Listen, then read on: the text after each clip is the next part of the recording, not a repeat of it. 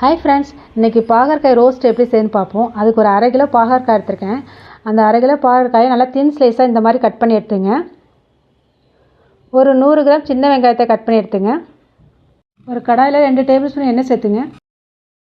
எண்ணெய் காஞ்சது கட் பண்ணி வச்சுருக்க சின்ன வெங்காயத்தை சேர்த்துங்க. சேர்த்து நல்லா மிக்ஸ் பண்ணிங்க. வெங்காயம் கொஞ்சம் நல்லா வதங்கி வரட்டும். இந்த ஸ்டேஜில் 2 கொத்து கருவேப்பிலை சேர்த்துங்க. ஒரு 15 பல்லு பூண்டை தோல் நீக்கிட்டு இடிக்கல்லில் தட்டி சேர்த்துக்குங்க. வெங்காயமும் பூண்டு நல்லா வதங்கி வந்தோன்னா ஒரு 1/2 ஸ்பூன் மிளகாத்தூள் சேர்த்துங்க. காரத்துக்கு தகுந்த மாதிரி சேர்த்துங்க. கட் பண்ணி வச்சுருக்க பாகற்காய் சேர்த்துங்க. தேவையான அளவுக்கு உப்பு சேர்த்துங்க.